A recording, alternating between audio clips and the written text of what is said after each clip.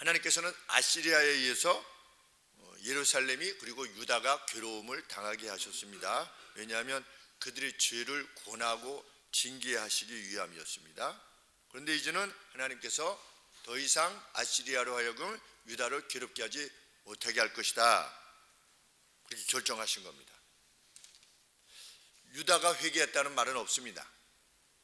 그런데 아시리아가 너무 악하게 행한 것입니다. 그래서 하나님께서 아시리아를 멸하시기로 결정하신 겁니다. 그 덕에 어떤 일이 발생할 것입니까? 유다의 잠시의 회복이 올 것입니다. 주전 608년 정도에 이제 그 어간에 아시리아가 멸망합니다. 아시리아가 북이스라엘을 주전 722년에 멸망을 시켰지요. 그리고 나서 약 100여 년, 한 100년 동안 이렇게 세계 최강으로 이끌어져 왔었는데 하나님께서 어떻게 하시겠다? 이제 그 아시리아를 끝내시겠다. 그래서 유다에게 노임을 허락하시겠다. 그때 유다가 좀 이런 기회를 잘 살렸으면 정말 좋았을 텐데, 유다가 이렇게 아시리아가 패망한 뒤에도 하나님께 돌아오지 않음으로 인해서 새로 일어났던 바벨론과 메대에 의해서 이제 멸망하게 된 것입니다. 586년에 멸망하게 된 것입니다. 그러니까 1차 침공이 있었던 606년, 608년부터 시작됐는지 606년에 다니엘이 사로잡혀 갔습니다. 1차 침공으로. 그래서 608년에 아마 쳐들어와서 한 2년 동안 공성을 쌓고 이렇게 하다가 606년에 이제 사로잡아 갔는데, 그 606년부터 시작해서 586년이면 약 20년이죠. 20년 동안 유다가 회개할 기회가 얼마든지 있었던 겁니다. 그리고 지금 아시리아의 니느웨가 멸망당하는 이 시점으로 비춰봐서도 한 3, 40년 정도는 충분히 회개할 기회가 있었음에도 불구하고 유다가 회개를 하지 않은 채로 그냥 멸망했던 슬픈 역사를 보게 됩니다. 그것은 이 말씀이 있었던 역사의 뒤쪽에 일어났던 일들이고, 하나님께서는 유다에게 기쁨의 소식을 전하는 것이지요. 1장 15절에서 볼지어다 아름다운 소식을 보하고 화평을 전한 자의 발이 산 위에 있도다. 유다야 내 절기를 지키고 내 서원을 갚을지어다. 악인이 진멸되었으니, 누굽니까? 니느웨가 대표하는 아시리아. 악인이 진멸되었으니 그가 다시는 내 가운데로 통행하지 못하게 될 것이다. 이 아름다운 소식을 이제 아주 분명한 표현으로, 아주 생생한 표현으로 나움 선지자가 하나님의 말씀을 대신해서 지금 전하고 있는 것입니다. 아시리아는 이스라엘의 존귀한 자를 남기지 않았습니다. 다 흩었습니다. 그렇게 했던 것처럼 2장 1절 말씀에 파괴하는 자가, 흩는 자가, 흩어버리는 자가, 마치 아시리아가 이스라엘을 흩었던 것처럼 이제는 니느웨 또 아시리아를 흩을 자가 너를 치러 올라왔나니, 하나님께서 니느웨에게 선언하시는 겁니다. 한번 이렇게 해봐. 너는 산성을 지키며 길을 파수하며 내 허리를 견고히 묶고 내 힘을 크게 굳게 해봐. 한번 맞서봐. 내가 너를 대적하는데, 하나님이 내가 너를 대적하는데 너 한번 맞서려면 한번 맞서봐, 이러시는 겁니다. 지금 1절 말씀에서.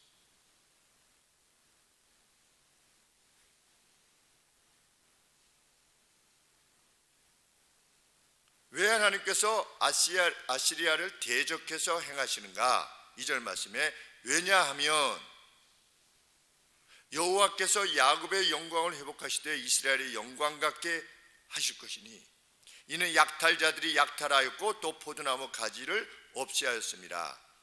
그런데 NASB 버전에 보면 이렇게 되어 있습니다. 비록 약탈자들이 약탈하였고 또 그 포도나무 가지를 없이 하였음에도 불구하고, 누가? 아시리아가 누구를?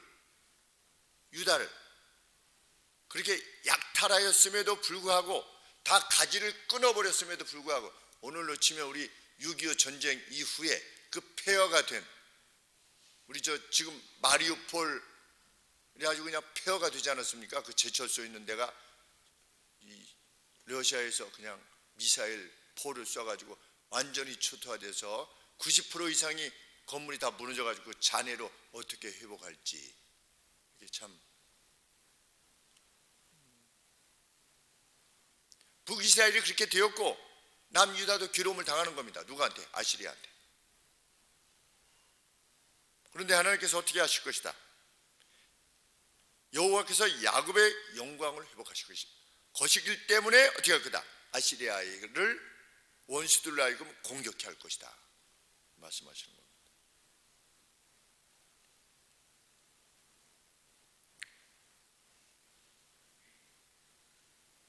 그들을 공격할 그 주체가 누구냐? 3절 말씀에 그의 용사들의 방패는 붉고 그의 무사들의 옷도 붉으며 붉음을 특징으로 하는 그래서 그 방패에다가 염료를 입혔답니다. 붉은 색으로 염료를 입힌 어떤 이제 주석가는 구리를 입힌 것이 아니겠는가 그랬는데 엘리코트라고 하는 주석가는 그때 당시로 구리로 입히기에는 그래서 붉은색으로 염료를 입혔다 이렇게 되어 있는데 이것이 어떤 군사의 특징인가? 메데라고 하는 나라 그리고 바벨론 이 나라의 군사들의 특징인 겁니다. 그걸 누가 말했냐면 주전 430년에 출생한 그리스의 장군 그러니까 이 시기보다 430년이니까 한 180년 뒤에 출생한 그리스의 아주 유명한 장군인데 제가 이름을 뒤에다 아마 관주에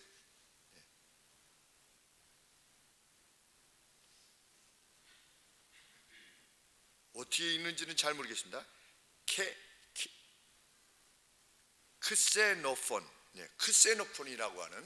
크세노폰이라고 하는 아주 유명한 그리스 장군이 있나 봐요. 근데 그 장군의 기록에 의하면 메데와 바벨론이라고 하는 나라 자기보다 훨씬 앞선 세대죠. 앞선 세대의 나라 군사들이 붉은색의 방패를 사용했고 붉은색 옷을 입었다. 우리 요한계시록에 보면 그 짐승이 활을 쏘는 자에 의해서 멸망할 것이다 이랬는데 그 나중에 로마가 그 활 쏘는 나라에 의해서 멸망했다.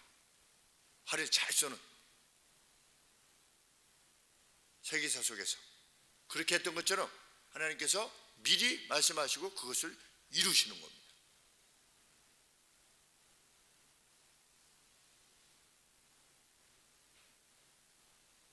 오늘 제가 말씀드렸던 연신 형님이 오셨습니다. 아까 오셨던 분이 연신 같은 81학번 형님이십니다. 같은 동기인데 이제 우리 독일의 주방 제품을 수출하신답니다. OEM 방식으로. 그래서 현이가 결혼한다고 그러니까 프라이팬을 하나 선물로 가지시고 시흥에서부터 이렇게 오셔서 너무 감사했습니다. 아주 학교 다니실 때보다도 더 얼굴이 화려해지셔서 아주 감사했습니다. 근데 이제 형님이 오셔서 역시 81학번답게 연신 81학번답게 이제 말씀을 쭉 하시는 것이죠. 저는 저의 믿음으로 고백을 하고 형님은 이성을 사용해야 될 것이 아니냐. 제가 우리 소위 말해서 보수, 개혁 쪽에 있는 사람들을 볼 때 좀 무지해 보일 수도 있다. 그런데 우리도 그냥 믿는 게 아니다. 그냥 믿어. 뭘 믿으면 되지 뭐 말이 많아. 이렇게 해서 믿는 게 아니다. 우리도 믿어야 될 이유가 있다. 합당한 이유가 있기 때문에 믿는 것이다. 그리고 성경에서 이러이러하리라고 했던 것이 이렇게 이루어진 것에 대해서 우리가 연구를 통해서 받아들이고 또 이 말씀대로 살 때 우리의 삶 가운데서 이루어지는 것들을 또한 통해서 하나님의 살아계심을 나는 확신한다. 이렇게 되면 부활이 분명히 있겠구나 이랬더니 형님께서 그렇지, 영혼의 부활이 있지. 그래서 저는 육의 부활을 믿습니다. 이 정도면 육의 부활을 믿습니다. 단독 사역 25년 내에 하나님의 말씀을 좇았던 이들의 삶을 볼 때 그러하고 좀 더 앞선 시기에 40년 전에 한 35년 전에 지도했던 그 세대의 그 청년들의 삶이 어떤 것인가를 지금 지켜볼 때 일관되게 어떻게 우연히 계속해서 일관될 수 있겠습니까? 하나님께서도 밝히시는 바가 무엇입니까? 나의 신됨을 너희들이 알지어다. 어떻게? 나는 먼저 말하고 미래사에 대해서 먼저 말하고 그것을 이루는 신이다. 그런데 이성적으로는 생각할 때 이미 일어난 사건을 뒤에서 기록한 건 아니겠느냐 이렇게 말하려 하는 것이죠.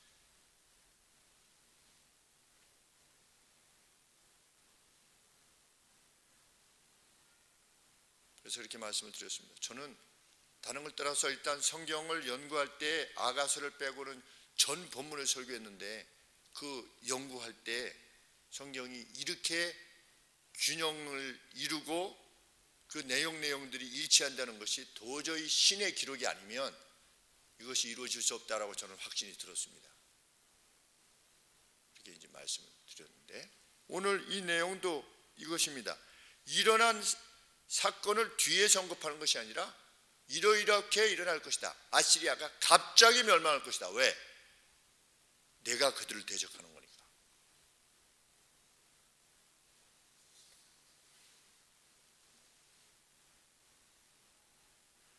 그들의 병거들은 4절 말씀에 거리에서 경주하듯이 미치게 달릴 것이며 광장에서 거칠게 달릴 것이고 그 모습은 횃불 같아서 번쩍이는 섬관들 같이 앞뒤로 돌진할 것이다.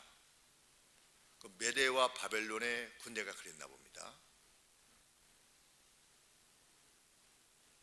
니느웨는 그들이 이끄는 병거들의 우르렁거리는 소리에 두려워할 수밖에 없게 될 것이다. 떨게 될 것이다.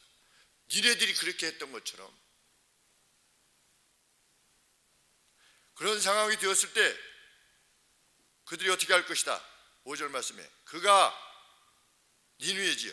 그가 그 존귀한 자신의 존귀한 자들을 생각해내어 달리 말하면 장군들과 전사들을 기억해낼 것이지만 그때 이 장수가 잘 싸웠지 저 장수가 잘 싸웠지 라고 기억해내서 그것들을 맞설려고 할 것이지만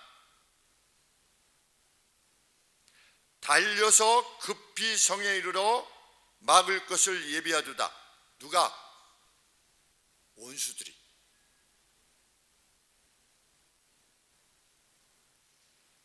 요 5절 말씀은 앞쪽 부분에는 주어가 니느웨입니다. 뒤쪽은 원수들이에요. 그래서 존귀한 자를 생각해서 이제 성을 방어하려고 하겠지만 그 메대와 바벨론의 군사들이 급히 성 쪽으로 달려가지고 뭘 하는 것입니까? 5절 말씀에 보면 막을 것을 예비하도다. 그 영화에서 이제 고대 영화에서 보면 그 성을 포위하기 위해서 이제 가까이 가면 저쪽에서 막 화살 쏘고 돌을 던지고 뜨거운 물 던지니까 뭔가 이렇게 가림막을 해가지고서 방어하면서 가는 어떤 기계가 있습니다. 그래서 막 사람들이 뒤에서 바퀴를 만들어가지고 막 이렇게 밀지요. 밀고 어떻게 하는 겁니까? 위는 군사들이 탔는데 그 위가 보호되게끔 하는 그 어떤 세팅이 있는데 그 메대와 바벨론이 어떻게 할 것이다? 니느웨 성에다가 그렇게 행할 것이다. 그러니까 지금 하나님의 말씀을 듣고 이렇게 읽고 있다 보면 막 그 장면이 생각나는 거죠. 전투 장면이 막 화살이 나르고 불화살이 날고 막 돌멩이가 막 나르고 그것을 가로막는 것을 막 밀고 막 이런 장면들이 생각이 납니다. 떠오르게 되는 것이죠.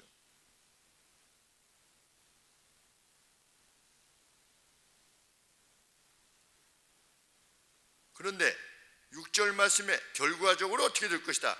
강들의 수문이 열리고, 우리가 성이 있으면 성 주변을 이제 물로 이렇게 두어서 무슨 방어법이지요. 아주 최고의 방어법이라고 그러는데, 성이 있으면 성 둘레를 이렇게 물로 해놓아서 원수들이 직접 쳐들어오지 못하도록 하는 그러한 그 방어를 위해서 만들어 놓은 강들의 수문이 열리고, 왕궁이 소멸되며 정령대로가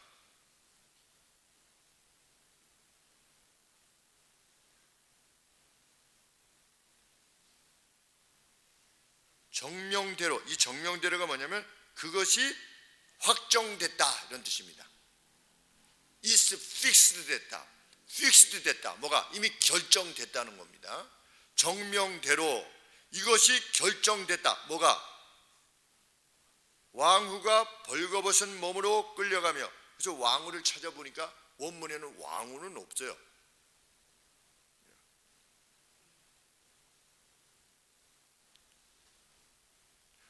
그러니까 니느웨를 일컫는 건데, 니느웨가 벌거벗게 될 것이며 약탈당해서 넋을 잃을 것이고, 그것들의 시녀들이, 니느웨의 시녀들이 가슴을 치며 비둘기같이 소리를 내어서 울게 될 것이다. 그러니까 비둘기가 어떻게 웁니까? 비둘기 우시는 소리 아시죠? 네. 우 이렇게 울어요. 무슨 소린가? 비둘기가 그렇게 웁니다. 정말 구슬프지요. 가끔 들리는데 우 하는, 가슴을 치면서 니느웨 여인들이 울게 될 것이다. 왜 그렇게 되는 것입니까? 니느웨가 그렇게 행했기 때문에, 다른 나라들에 대해서.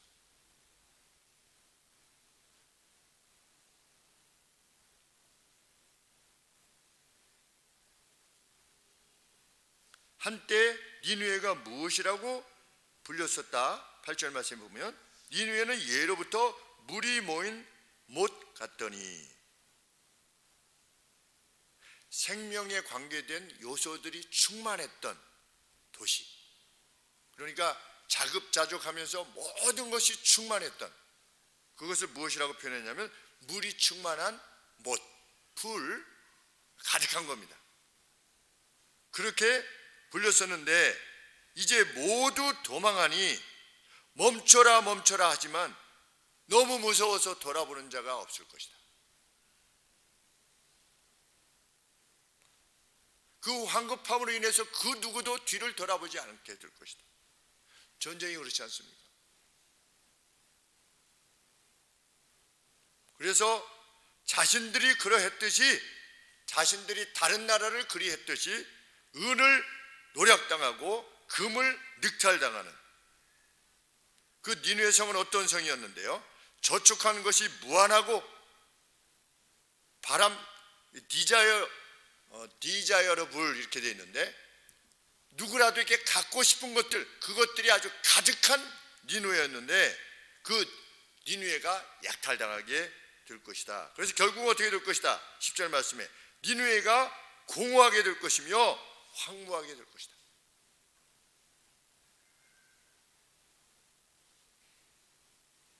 우리 독일 패전 시에 독일이 다른 나라를 그렇게 하지 않습니까? 독일이 이 소련을 공격해가지고 소련 여인들을 아주 잔혹하게 괴롭혔죠. 나중에 어떻게 됐습니까? 소련이 베를린을 함락시켜가지고, 누누이 말씀드리지만 200만 명이 넘는 독일 여성들이 괴로움을 당했다. 자신들이 행한 바대로 당하게 된 것입니다. 역사가 왜 어제 일이 오늘에 반복되느냐? 성경이 전도서에서 뭐라고 말씀하고 계십니까? 역사를 이끌어 가시는 분이 동일한 한 하나님이시기 때문에, 세상을 이끄시는 원리가 동일하기 때문에 폭력을 행하는 자는 반드시 폭력으로 당하게 하도록 하나님께서 하시는 겁니다. 그것이 원리입니다. 내가 누구를 괴롭히면 하나님께서 갚으시는 거죠. 그 분명한 증거가 무엇이냐? 이 나홈서에서 니느웨의 폭력에 대해서 하나님께서 갚으셨다는 겁니다. 니느웨는 이스라엘하고 아무런 상관이 없지 않습니까? 근데 그 니느웨가, 아시리아가 하나님에 의해서 주어진 그 권력을 가지고 어떻게 한 겁니까? 세상 나라를 괴롭게 한 것입니다. 그들을 다 약탈하고. 러시아가 그 어떤 나라를 그렇게 한다면 뭐 어떤 사람들이 또 그렇게 얘기해요. 뭐 푸틴도 그 나름대로 이유가 있다. 나름대로 이유가 있으면 그 민간인을 그렇게 죽여도 되는 것입니다. 그것이 나름대로의 이유를 변명할 수 있는 것인지.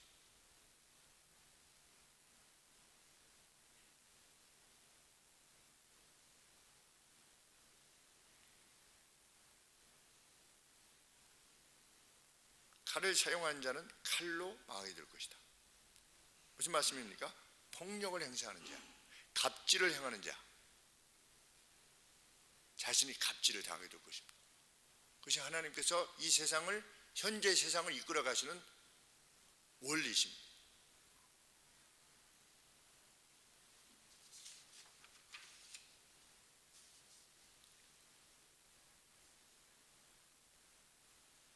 그 니느웨 성중의 거민들의 마음이 녹을 것이며 10절에 거민이 낙담하고 두려움으로 인해서 그 무릎이 서로 부딪힐 것이다.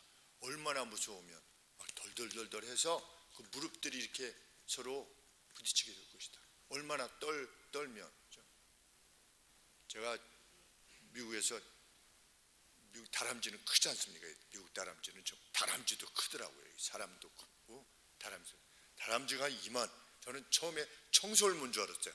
근데 다람쥐가 이렇게 있는데 집에서 이렇게 나가려고 그러는데 고양이가 뭐 이렇게 짙게 붙고 있어서 저기 나가려고 하다가 고양이가 그 모습이 너무나 이렇게 무서워서 이거 고양이가 왜 이러고 있나 했더니 저쪽에 다람쥐가 있는데 고양이가 이제 잡아먹으려고 이렇게 하고 있는데, 다람쥐가 고양이가 자기를 지켜보고 있는 줄 알면서도 이렇게 하고 못 가요.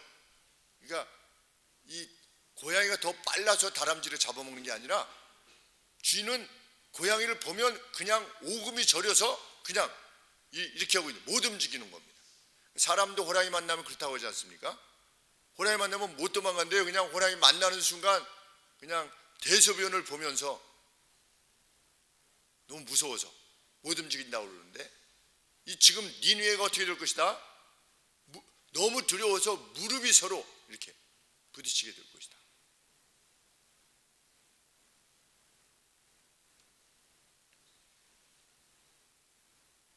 그 니느웨는 과거 어떤 니느웨였다? 11절 말씀에 이제 사자의 굴이 어디뇨? 사자물이 같았대요. 그래서 젊은 사자,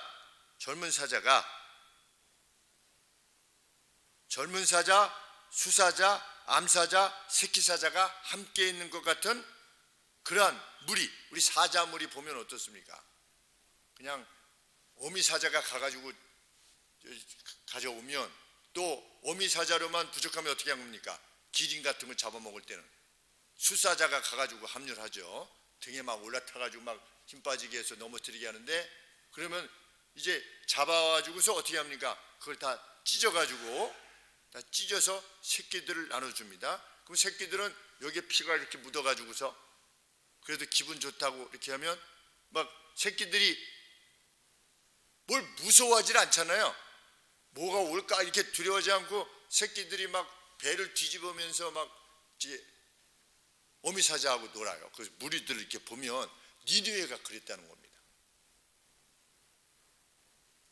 다른 나라들을, 다른 민족들을, 다른 방언들을 하는 나라를 찢어가지고 그걸 잡아가지고 먹이로 삼아가지고 자기들을 풍요롭게 한 것이죠. 세계 최강이니까. 근데 하나님이 물으시는 겁니다.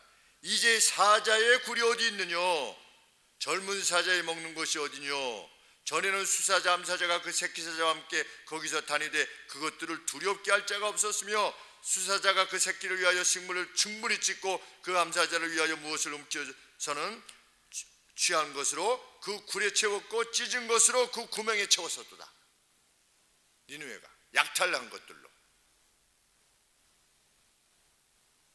그런데 하나님께서 선언하시는 것입니다. 보라, 내가 너를 대적할 것이다. 내가 그것의 병거들을 연기 가운데서 불태울 것이다. 칼이 너의 젊은 사자들을 삼킬 것이며 나는 그 땅으로부터 네 먹이를 잘라버릴 것이고 컷오프시킬 것이며 더 이상 네 사신들의 목소리가 들리지 않게 할 것이다. 나라로서의 존망, 존재 자체가 그냥 끝나버리는, 내가 너를 대적할 것이다. 메대와 바벨론에 의해서 멸망했지요.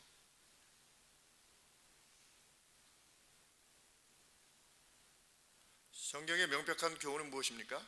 사자와 같이 그 무엇을 찢어가지고 자신의 안위를 구하고 자신의 교회만을 위하고 자기의 집, 자기 회사, 자기의 그 어떤 것 이익, 이것만을 구하는 자 하나님께서 반드시 치실 것이다. 그것이 폭력에 의한 것이라면 더욱 그러할 것이다. 갑질에 의한 것이면 더욱 그러할 것이다. 일본이 동아시아를 그렇게 점령하려고 하다가 어떻게 됐습니까? 패망했습니다. 얼마나 그때 상황이 두려웠으면, 우리 생각 같으면 좀 얼마 지나면 다시 뭐 무장도 하고 좀 이러고 싶은데 얼마나 무서웠으면 그 헌법 자체에 이렇게 넣어놨겠습니까? 독일도 마찬가지지요. 그때에 자신들이 그 악행을 저지르고 나서 패전했을 때에 그 괴로움이 얼마나 컸으면 지금도 두려워하는 거죠. 그걸 잊지 말자고 그렇게 해놓고 계속해서 2711개의 뭐 이렇게 유튜브에 보니까 독일 내에 무슨 광같이 생긴 네모나게 생긴 거를 2711개로 어떤 작품의 작가가 작품을 해놨는데 그 베를린 내에 있는데 어느 하나도 크기가 똑같지 않다고 그렇게 되어 있더라고요.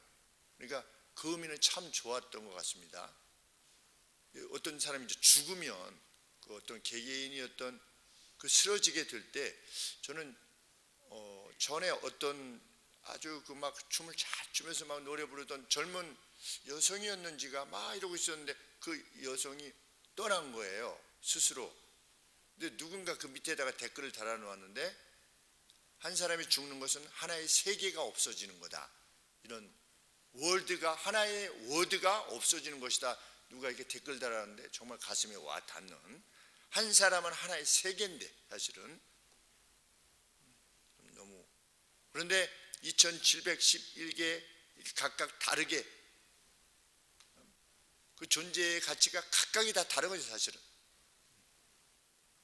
그래서 그거 참 멋있다.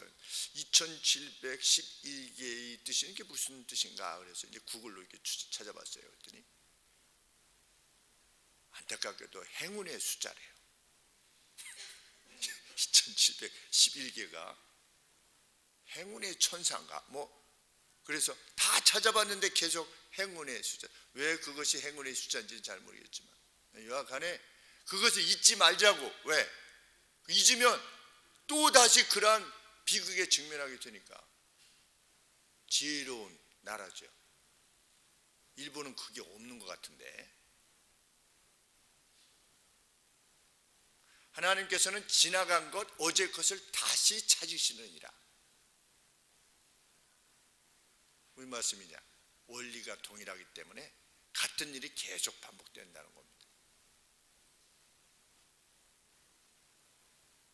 우리는 그 어떤 폭력으로부터도 우리 자신을 자유케 해야만 될 것입니다. 그것이 복되게 사는 길입니다. 내가 누구를 지배하려 하게 되면 괴로움이 옵니다. 그런데 사람은 이렇게 저렇게 다른 사람들을 지배하려 합니다. 다른 사람들을 섬기려 하기보다 지배하려 합니다. 배우자를 지배하려고 하고, 상사도 지배하려고 그러고, 또 부하도 지배하려고 하고, 내가 지배를 당하느냐 지배를 하느냐 이 싸움같이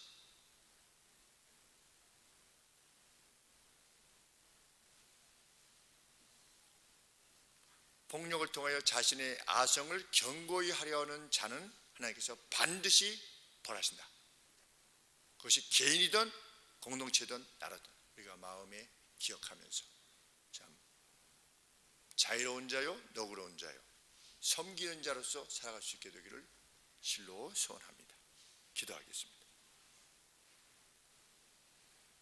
하나님, 이 거대한 제국도 하나님의 천칭에 달아보셨을 때 부족하게 되면 벨사살이 끝났던 것처럼 아시리아도 끝난 줄 압니다. 메대도 끝났고 바벨론도 끝났으며 다니엘서에서 언급하고 있는 것처럼 장차 이후에 왔던 그리스 그리고 하나님의 나라를 대적했던 로마도 끝이 났습니다.